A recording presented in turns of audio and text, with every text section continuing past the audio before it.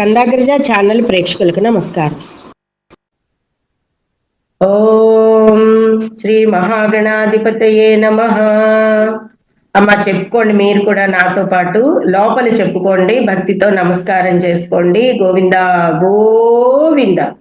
స్థిరం వజ్ర కిరీటం వదనం శశివర్ణ ప్రకాశం ఫాలే కస్తూరి తిలకం ఫాలే కస్తూరి శ్రీగంధ తిలకం కర్ణం వజ్రకుండల శోభితం నాసికా సువాసికా పుష్పదళం నయనే శశిమండల ప్రకాశం కంఠే సువర్ణ పుష్పమాలాలంకృతం హృదయే శ్రీనివాస మందిరం కరం కరుణాభయసాగరం భుజే శంఖచక్రగదాధరం సువర్ణ యజ్ఞోపవీత భూషణం సర్వాంగే స్వర్ణ పీతాంబరధరం పాదం పరమానంద రూపం సర్వపాప నివారితిం సర్వం శ్రీ స్వర్ణమయం శ్రీ వెంకటేశ శ్రీ తిరుమలేశ శ్రీ శ్రీనివాసం నమామ్యహం. మహా అలివేలు మంగా పద్మావతి సమేత శ్రీ వెంకటేశ్వర స్వామిని నమః. నమస్కారం సమర్పయామి. మనం వెంకటేశ్వర స్వామి భక్తి కథలు వింటున్నామండి. నవవిధ భక్తి మార్గాలు మనకి ఉన్నాయి. ఒకప్పుడు హరికథల ద్వారా, యక్షగానం ద్వారా, అలాగే బుర్ర కథల ద్వారా, దృశ్యము ద్వారా అనేక రూపాలలో మనం భగవంతుణ్ణి సేవించుకోవడానికి అనేక మార్గాలు ఎంచుకున్నాం. భజనలు, తెల్లవారుజామున నగర సంకీర్తనలు, వీటితో పాటుగా లిఖించి అంటే మనం చేతితో రాసి ఆ ప్రతులు పంచిపెట్టడం. ఇప్పుడంటే ప్రింటింగ్ కార్యక్రమాలు వచ్చాయి, కానీ నిజంగా ఒకప్పుడు ప్రతులు రాసి పంచిపెట్టేవారు. ఇలాగ అనేక మార్గాలలో మనం ఈ రోజున ఈ మాధ్యమిక ప్రసారం ద్వారా భక్తి కథలను వింటున్నాం. స్వామి అనుగ్రహానికి పాత్రులు కావడానికి ఇది కూడా మనకు ఒక మంచి మార్గం. మనము ఈ మార్గాన్ని ఎంచుకోవడానికి కారణం కూడా మనం ఇదివరకు కథలలో మనం తెలుసుకున్నాం. అత్యధికంగా చేస్తున్న ఉగ్రదేవతారాధన వల్ల కొంత అది చేసేవారికి చేసే శక్తి తగ్గిపోయినా, లేదా చేస్తున్నవారు సరిగా జరపకపోయినా కూడా ఇది కొంత వాతావరణం మీద ప్రభావం చూపుతుంది, ఇతరుల మీద కూడా. కాబట్టి మనకి కలియుగ ప్రత్యక్ష దైవమైనటువంటి శ్రీ వెంకటేశ్వరుని మనం ఎన్నాళ్ళుగానో అనాదిగా పూజిస్తున్నాం. 50 ఏళ్ల క్రితం నుంచి చూస్తున్నాను నేను. శనివారం వచ్చేటప్పటికి లేదా ప్రతినిత్యం తెల్లవారుజామున వెంకటేశ్వర స్వామి సుప్రభాతం చదివి స్వామిని పూజించి, లక్ష్మీదేవిని పూజించి ఎన్నో కుటుంబాలు ఆనందదాయకంగా ముందుకు వెళ్ళిన వాళ్ళని కూడా మనం చూసాం. గృహశాంతికి శనివారం వచ్చేటప్పటికి జ్యోతి స్వరూపంలో, ఏకాదశి వచ్చేటప్పటికి జ్యోతి స్వరూపంలో వెంకటేశ్వర స్వామిని పూజించి దర్శించుకున్న వారి కథలు ఎన్నెన్నో. ఏ కష్టం వచ్చినా, ఏ సుఖం వచ్చినా, లేదా ఏ శుభకార్యం తలపెడుతున్నా కూడా స్వామిని తలుచుకుని మొదలు పెట్టడం కూడా మనకి ఆనవాయితీ అయిపోయింది. అలాంటి స్వామిని వదిలేసి అనేక రకములైన ఉగ్రదేవతారాధనలకు ముందుకు వెళ్ళడం అనేది మంచిది కాదు. స్మరణలో తప్పు లేదు, ఉగ్రదేవతల్ని స్మరించుకోవని నమస్కారం చేసుకోవడంలో తప్పు లేదు. కానీ అఖండంగా ఎక్కడో ఉండాల్సిన దేవతలందరినీ కూడా తీసుకొచ్చి పద్ధతి లేకుండా పూజించడం అనేది ఈ కాలంలో పరిపాటి అయిపోయింది. అందున ఏ దేవాలయాల్లో అయినా సరే ఒక వంటగది ఉండాలి. ఆ వంటగది ద్వారా రహస్యంగానే స్వామికి, దేవాలయ స్వాములకి, ఆ మూర్తులకి మనం నైవేద్యారాధనలు చెయ్యాలి, నైవేద్యాలు పెట్టాలి. అలాంటిది ఇప్పుడు బయట నుంచి ఎవరికి తోచిన వాళ్ళు తెచ్చి యంత్రతంత్ర మంత్రాలతో కూర్చి అక్కడ ప్రతిష్ఠించిన దేవతారాధనలకి మనం పట్టుకెళ్ళినవి వాళ్ళు నైవేద్యం పెట్టకూడదు. ఇది ఒక తప్పిదం జరుగుతోంది. కానీ భక్తి రూపంలో అనేక మంది మనోభావాలు దెబ్బతింటున్నాయి అని చెప్పి సదాచారాన్ని పక్కన పెట్టడం అనేది ఒక తప్పు. కాబట్టి ఈ విషయాలందరూ కూడా గమనించుకొని, ఇది తప్పు అని మిగిలిన వాళ్ళు కూడా తెలుసుకుని, మీరే చెయ్యండి మీకు డబ్బులు ఇచ్చేస్తామని ఆ గుళ్ళో ఉన్న బ్రాహ్మలకే మీరు డబ్బులు ఇచ్చి చేయించుకుని ఆ రోజు ప్రసాదాన్ని పంచిపెట్టడం అనేది మంచిది. అవి ఇంకా వెంకటేశ్వర స్వామి గుళ్ళల్లో కొన్ని చోట్ల చాలా పద్ధతిగా జరుగుతున్నాయండి. అంచేత ఇది అందరూ గమనించుకోండి. మంచిని పెంచుకోవడంలో తప్పు లేదు, తప్పుని సరిదిద్దుకోవడంలో అంతకన్నా పెద్ద తప్పు కాదు. కానీ తప్పు మీద తప్పు చేసి మనం నష్టాల బారిన పడకుండా ఉండడం కోసం చేస్తున్న ప్రయత్నపూర్వకంగా ఒక స్వామి కథలు మీ ముందు ఉంచుతున్నాను. ఈరోజు కృత్తికా నక్షత్రం. నిన్నటి వరకు భరణి చెప్పుకున్నాం. కృత్తికా నక్షత్రానికి అధిపతి రవి. ఈ కృత్తికా నక్షత్రం 1వ పాదం మేషరాశిలో ఉంది. మేషరాశ్యాధిపతి కుజుడు. అలాగే 2, 3, 4 పాదాలు వృషభ రాశిలో ఉన్నాయి. అంచేత ఇక్కడ రాశి భేదం ఉన్నా కూడా నక్షత్రం ఒకటే కాబట్టి ఈ కథ కృత్తికా నక్షత్రం వారందరికీ కూడా చెందుతుంది. ఇక్కడ రాశ్యాధిపతి శుక్రుడు, నక్షత్రాధిపతి రవి, మేషరాశ్యాధిపతి కుజుడు. ఈ ముగ్గురికి కాంబినేషన్లో ఆకాశరాజు కథ మీ ముందు ఉంచుతున్నాను. ఇక్కడ ఆకాశరాజు కథలో పద్మావతీదేవి ఆవిర్భావం ఎలా జరిగింది అన్నది తెలుసుకుంటే శుక్రుడికి శ్రీదేవత ఆరాధన యొక్క అనుగ్రహం కలగాలి. ఇక కుజుడికి రవికి కూడా వెంకటేశ్వర స్వామి యొక్క అనుగ్రహం కలగాలి. ఆకాశరాజు అంటే మనకి ఇక్కడ సూర్యుడు. ఈ సూర్యుడిని గురించి మనం స్తుతించడం కూడా రవి నక్షత్రం వారికి మంచిది కాబట్టి ఈ కథ చెప్పడం జరిగింది. ఇక్కడ మనం ప్రధానంగా కథలోకి కనుక ముందుకు వెళ్తే అసలు ఆకాశరాజు ఎలా ఆవిర్భవించారు అన్నది తెలుసుకుందాం. పూర్వం మాధవ శర్మ అనే బ్రాహ్మణోత్తముడు ఉండేవాడు. అతనికి గ్రహ ప్రభావం చేతనో లేదా పూర్వకర్మల వలనో ప్రారంధం వలనో తెలియదు కానీ మంచి కుటుంబంలో పుట్టిన ఇతను మంచి కుటుంబీకుల బ్రాహ్మడి యొక్క కుమార్తెను వివాహం చేసుకుని పిల్లలతో ఉండి చక్కటి బుద్ధిమంతతనంగా జరిగే కుటుంబంలోకి ఒక కుంతల అనే స్త్రీతో సంబంధం పెట్టుకుని మాధవ శర్మ భ్రష్టు పట్టిపోయాడు. ఆ భ్రష్టు పట్టిపోయిన అతని చేసిన మహాపాపానికి అతనే తప్పు తెలుసుకొని చింతించి ఆ పాప విముక్తికై వెంకటాద్రికి వచ్చి స్వామి పుష్కరిణిలో స్నానం చేశాడు. స్నానం చేసి స్వామిని పరిపరి విధాల పునః నమస్కారాలతో, స్వామి నా వల్ల కావటం లేదు, నేను చేసిన తప్పుని నువ్వు క్షమించినా కూడా నాకు ఆత్మాహుతి తప్ప నాకు ఇంకా ఇంకొకటి ఏమీ దారి దొరకటం లేదు, ఎంతకు దేవుడు ప్రత్యక్షం కావటం లేదు, నేను ఎంత తపస్సు చేసినా నువ్వు ప్రత్యక్షం కాలేదు అంటే నా తప్పిదం, నేను చేసింది భార్యా పిల్లలకి చేసినది, సమాజానికి చేసినది మామూలు ద్రోహం కాదు, కాబట్టి ఇది నాకు చితిమంటల్లో కాలిపోవడమే దీనికి సరైన నిర్వచనము, కాబట్టి ఇంకా నాకు ఇటువంటి దోషాలు ఇంకా ముందు జన్మలలో కూడా కలగకుండా ఉండేటట్టుగా నాకు అనుగ్రహాన్ని అని చెప్పి ఎంత తపస్సు చేసినా కూడా కనిపించకపోయేటప్పటికి ఆత్మాహుతికే తాను ప్రాణత్యాగం చేస్తానని చెప్పి చింతిస్తూ కదిలేటప్పటికీ ఆ తెంపరితనానికి శ్రీ వెంకటేశ్వర స్వామి ఆలోచన చేసి ఒక్కసారిగా ప్రత్యక్షమయ్యి నీ భక్తికి మెచ్చాను, కాకపోతే నువ్వు పై జన్మలో రాబోయే జన్మలో పాండవ వంశంలో సుధర్ముడనే రాజుకు పుత్రునిగా పుట్టి కొన్ని చోట్ల మిత్రధర్ముడని కొన్ని చోట్ల సుధర్ముడని కూడా రాయడం జరిగిందండి. మనం మిత్రవర్ముడుగానే మనం చెప్పుకుందాము. ఎక్కువ భాగం మిత్రవర్ముడుగానే కనబడింది. మిత్రవర్ముడికి పుత్రుడిగా జన్మిస్తావు, లేదా సుధర్ముడి అనే రాజుకి పుత్రునిగా పుట్టి ఆకాశరాజు నామధేయంతో నువ్వు ప్రసిద్ధి చెందుతావు.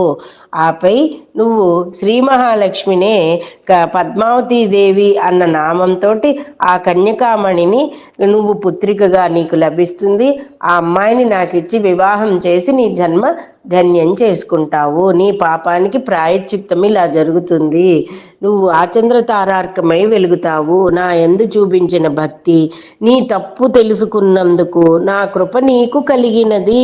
మనం ముందు నుంచి చెప్పుకుంటున్నామండి, స్వామివారి కృప, భగవంతుడి కృప, భగవద్ రూపాలు ఎన్నెన్నా ఉండనిండి, భగవద్ రూపంలో ఉన్న కృప మనకి కలగాలి. కానీ మనం తపస్సు చేస్తామనో 1000 మాలలు తిప్పేశామనో ఎలక్ట్రికానిక్ పరికరంతో మాలలు తిప్పేశామనో మనం ఇది చేయకూడదు. మనం బాధపడుతున్న దానికి భగవంతుడి కృప మనకి కలగాలి, మన తప్పు మనం తెలుసుకోవాలి.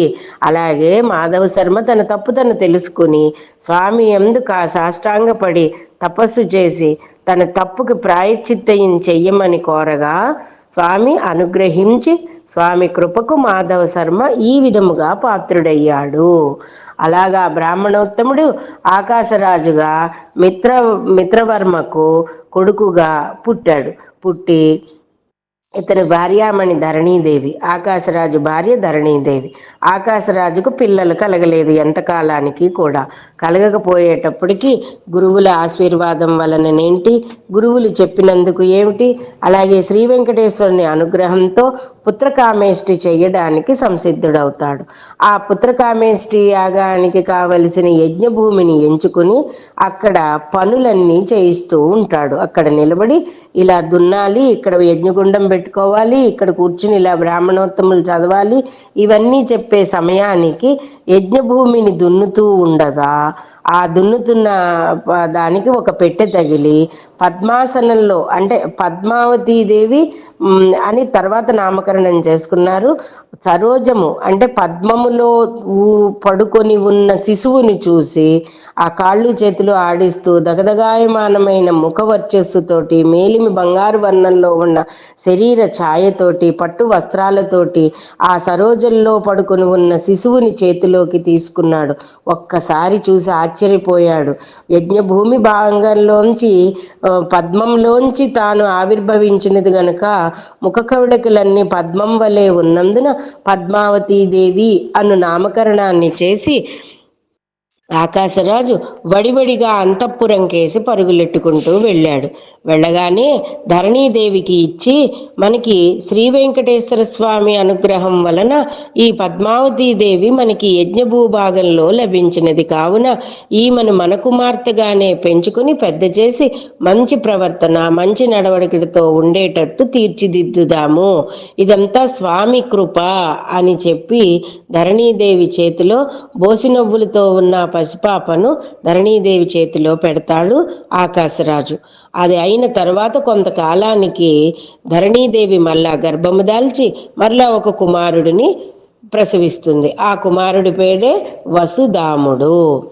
ఆకాశరాజు తండ్రి యొక్క క్రమశిక్షణను నేర్చుకుని మిత్రవర్ముడు లేదా సుధర్ముడు యొక్క ప్రవర్తనని అదే పద్ధతిగా ప్రజలను కన్నబిడ్డల వలె పరిపాలించడం, రామరాజ్యంగా పేరు తెచ్చుకోవడం, ఎటువంటి ప్రజలకి ఇబ్బందులు లేకుండా ప్రజలను కన్నబిడ్డల వలె చూసుకోవడం, అన్నీ చూసుకున్న తర్వాత శత్రువులు ఆకాశరాజు కేసి చూడాలంటే భయపడేటట్టుగా క్రమశిక్షణతో తన రాజ్య పరిపాలన మెండుగా మెంచుకుని వసుదాముడికి కూడా అదే పద్ధతులు అలవాటు చేశాడు ఆకాశరాజు. ఇవన్నీ చూడగానే మిత్రధర్ముడికి ఇంకా చాలు, నాకు ఈ రాజ్యం కాంక్ష ఇంక ఏమీ లేదు, నువ్వు పద్ధతిగా ప్రజల్ని పరిపాలిస్తున్నావు, పద్ధతిగా ప్రజలందరికీ కూడా సరైన రాజమార్గంలో తీసుకువెళ్తున్నావు, క్రమశిక్షణతో తీసుకెళ్తున్నావు, సస్యశ్యామలంగా ఉన్న ఈ దేశాన్ని నువ్వు కూడా ఇక పైన పరిపాలించుకో అని నారాయణపురము లేదా నారాయణ వనాన్ని సుధర్ముడు లేదా మిత్రవర్ముడు ఆకాశరాజుకి అప్పచెప్పి తాను వెంకటాచల క్షేత్రమునికి వెళ్ళిపోయి శ్రీ వెంకటేశ్వరుని అనుగ్రహము కొరకు నేను పూర్తిగా స్వామి దర్శనానికై తపస్సు చేసుకుంటూ ఉంటాను అని చెప్పి రాజ్యాధికారాలన్నీ కూడా ఆకాశరాజుకు అప్పచెప్పి తాను తిరుమలకు వెళ్ళిపోతాడు మిత్రవర్ముడు. ఈ రకంగా ఆకాశరాజు దగ్గర అందరూ కూడా ప్రజలు సంతోషంగా ఉన్న సమయంలో పద్మావతీదేవి 16 కళలతోటి పున్నమి చంద్రుని వలె దినదిన ప్రవర్ధమానమై వెలుగుతోంది. అదే సమయంలో వసుదాముడు కూడా తండ్రిని తాతని మించిన మంచి పద్ధతుల్లో క్రమశిక్షణతో రాజ్యాధికారాలన్నీ తండ్రి చేస్తున్నప్పుడు మెలకువలన్నీ నేర్చుకుని యుద్ధానికి ఎవరైనా శత్రువులు సంసిద్ధులవుతుంటే వారి వ్యూహాలని తిప్పుకొట్టి వసుదాముడు ఇంత పద్ధతిగా మెలుగుతూ ఉన్నప్పుడు ఎవరైనా సరే నారాయణ వనం కేసి తొంగి చూడాలంటే శత్రువులు భయపడేటట్టుగా వసుదాముడు కూడా పద్ధతిగా పెరిగి 16 ఏళ్ల నవయువకుడు అయ్యాడు. ఈ రకంగా పద్మావతీదేవి వసుదాముడు కూడా పెద్దవాళ్ళు అయ్యారు. అదే సమయాన స్వయాన సొంత తమ్ముడైనటువంటి ఆకాశరాజు తొండమాన్ చక్రవర్తి. ఈ తొండమాన్ చక్రవర్తి వలనే తిరుమల అనేక రకాలుగా అభివృద్ధి అయ్యింది. అనేక మండపాలు కట్టించాడు, దేవాలయాలన్నీ కూడా పునరుద్ధరింపజేశాడు. అనేక రకాలుగా తొండమానుడు శ్రీ వెంకటేశ్వర స్వామిని దర్శించుకుని స్మరించుకుంటూ ప్రతినిత్యం తన యొక్క రాజ్యం నుంచి, తొండమాన్ నగరం నుంచి వచ్చి సొరంగ మార్గం ద్వారా తిరుమలకు వచ్చి వెంకటేశ్వరుని దర్శించుకుని గాని రాజ్యాధికారం ప్రతినిత్యం చేపట్టేవాడు కాదు. అటువంటి తొండమానుడు పూర్తిగా తన తండ్రి పద్ధతిలోనూ తన అన్నగారైనటువంటి ఆకాశరాజు పద్ధతిలోనే ప్రజలను కన్నబిడ్డలుగా పరిపాలించడం, అలాగే శ్రీ వెంకటేశ్వర స్వామిని విడవకుండా సేవించుకోవడం అనేది అలవాటు చేసుకున్నాడు. అయితే తొండమానుడు ప్రతినిత్యం చూపించే భక్తికి శ్రీ వెంకటేశ్వరుడు ప్రతి నిత్యం కూడా తొండమానుడితో కూర్చుని మాట్లాడి సంభాషించిన సందర్భాలు ఎన్నో ఉన్నాయి.